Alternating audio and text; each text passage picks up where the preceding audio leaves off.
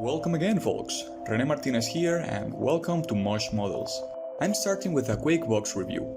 The kit comes with 3 sprues, one of them being for the underside of the wings and the other just for the canopy. It's a very small kit with just a few parts, perfect for a beginner. I haven't built many 1/72 scale kits. I prefer the amount of details and room for improvement on 1/48, but I'm building this kit as a birthday present for a very close friend of mine. The cockpit is quite fiddly. The Fw-190 is not famous for being too big, and at this scale it can be quite a challenge if you're not careful with the teeny tiny pieces. I'm very impressed for the amount of details this little kit has.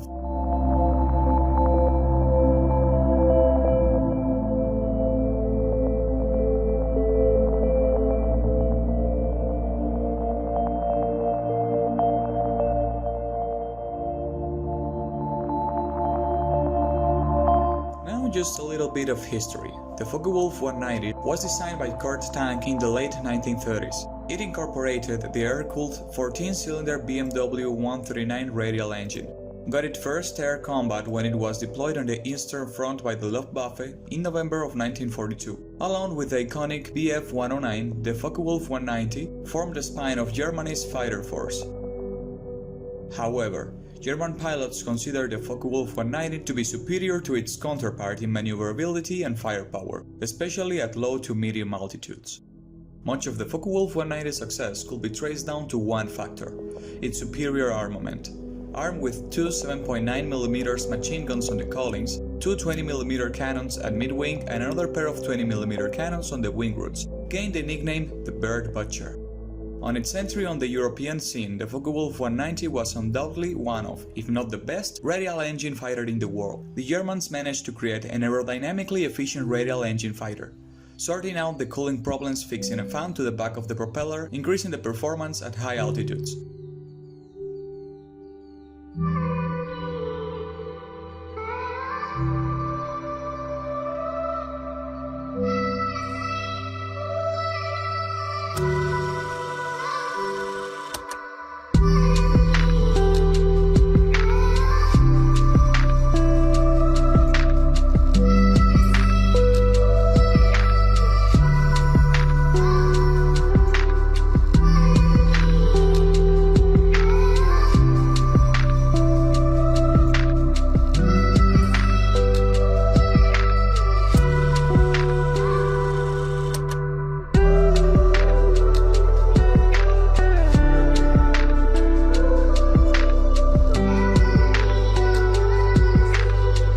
To simulate worn leather on the seat. I used a light tan color for the base, and with burnt umber oil paint, I'm using a cotton swab to remove the oil paint and give a nice texture.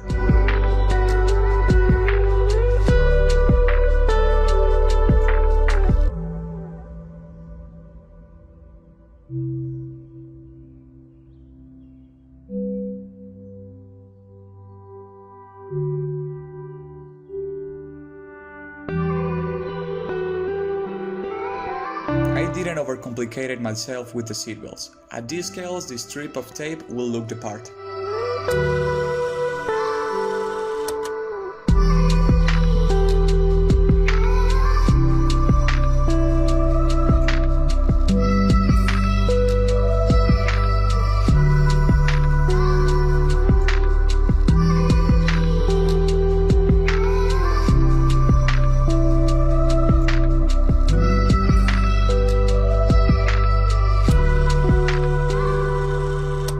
After a matte coat to turn everything down, I give a dab of clear on the instrument panel dials to create the illusion of a glass.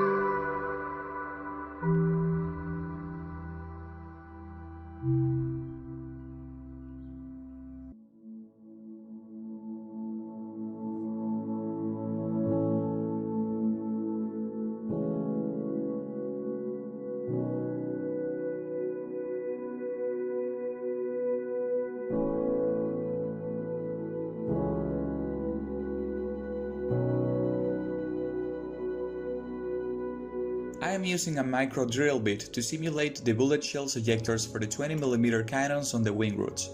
A bit of cement to melt the plastic shavings and clean up the hole.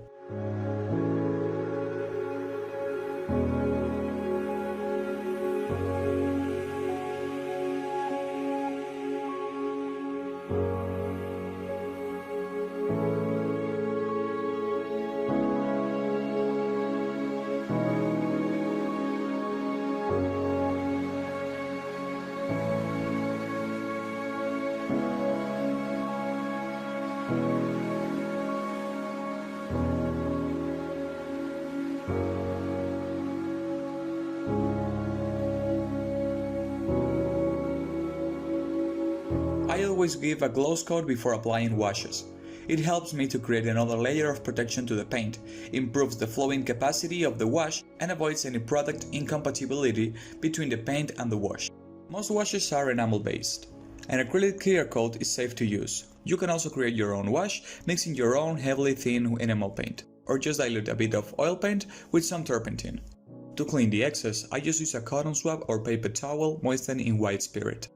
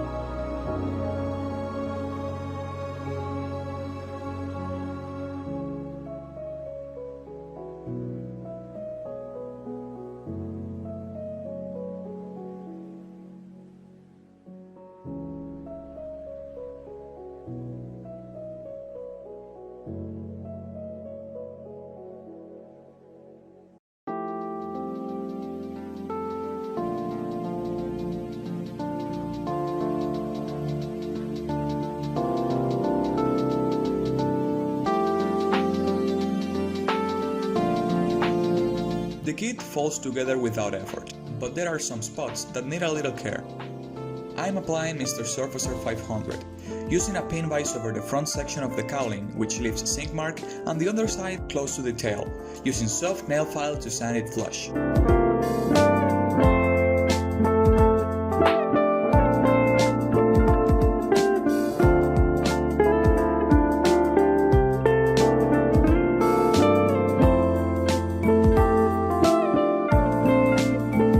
Mask the wheel wells that I previously painted.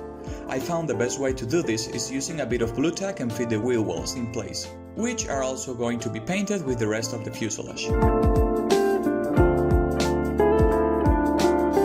A detail I cannot miss is the gun sight. I cut a tiny rectangle from a plastic cheese packaging and glue it in place with PVA glue, which dries transparent.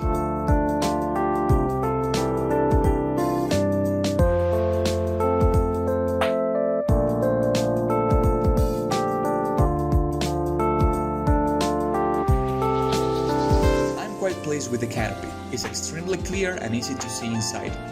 I carefully fix it in place, applying some plastic cement in the corners, avoiding to damage the windshield. To mask it, I apply a piece of tape, and with a brand new scalpel blade, I precisely cut the edge of the frame. I find this process quite satisfying.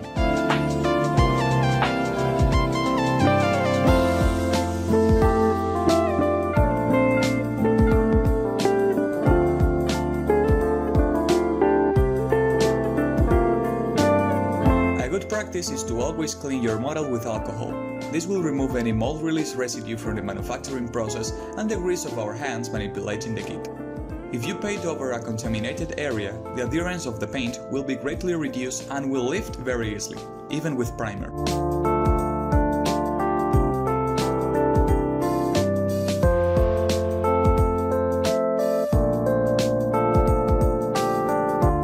I paint the exterior of the canopy with the interior German grey color.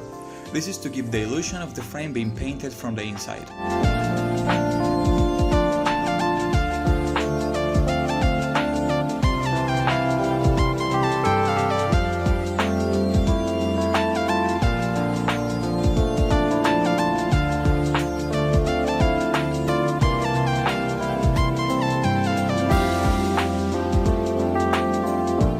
To use black primer on my models. This saves me an extra step before starting the camouflage painting. I like to do black basing to break the monotony of the surface and simulate distressed and faded paint. This consists on doing white squiggles in the inside panel over a dark color base. Quite the opposite definition of pre-shading, which is only darkening the panel lines before camouflage colors.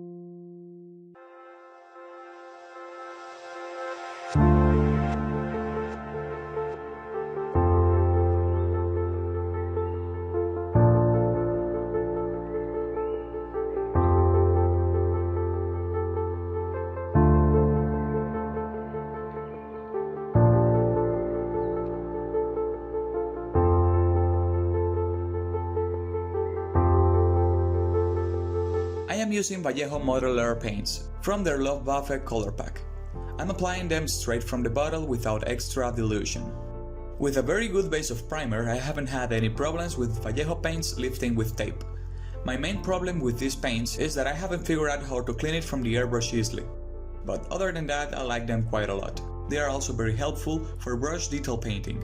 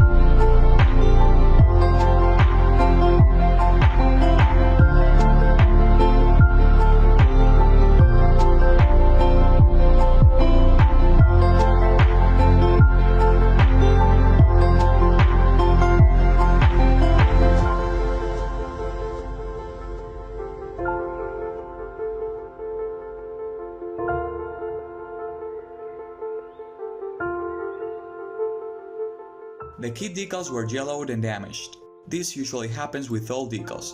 That's why I decided to print my own. Since Luftwaffe decals are mostly black and white, I decided to represent the aircraft of the First Lieutenant Robert Olechnik, who flew this Fw-190 A3 model with the JG-1 Combat Squadron over Netherlands during June of 1942. The engine cowl had a mystical creature called Tatzelworm, rendered in white. Olechnik survived the war and was credited with 42 victories, achieved flying 680 missions.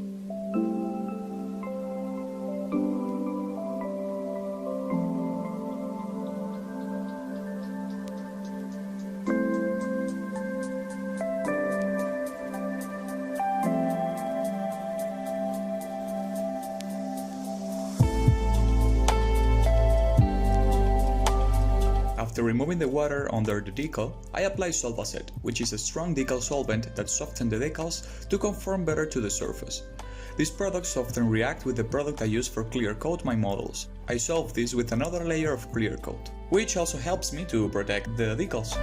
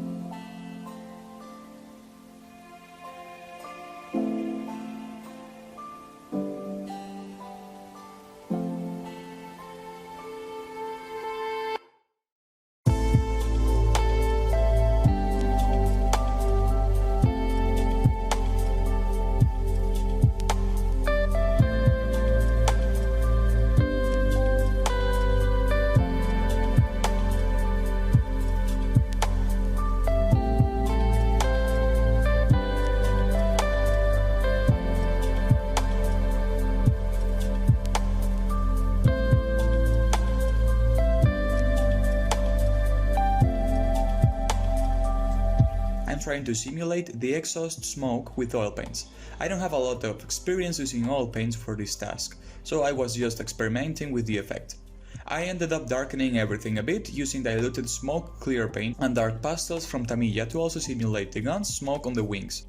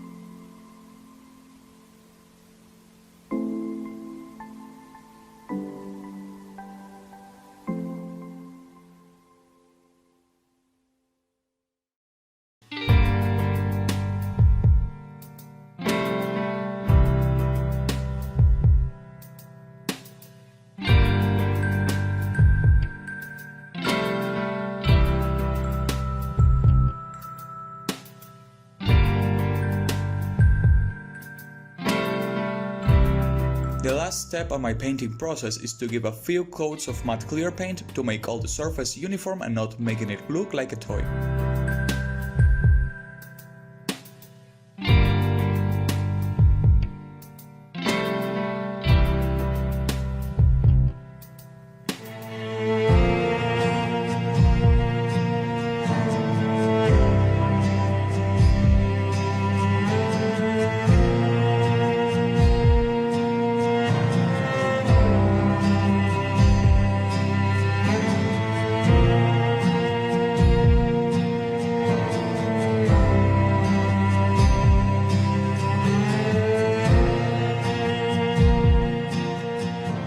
the canopy masking is removed, I finish the detail of the armored headrest.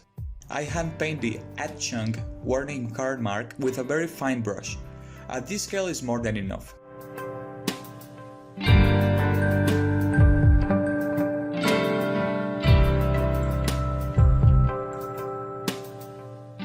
Again, I glue these fiddly parts with PVA glue to the canopy.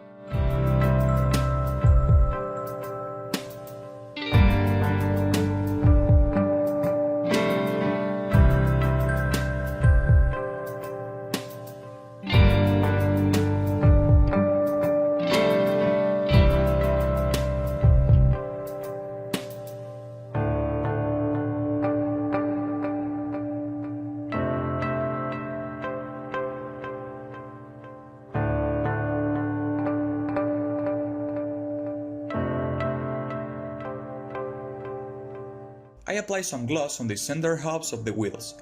Reference shows this being quite glossy and black.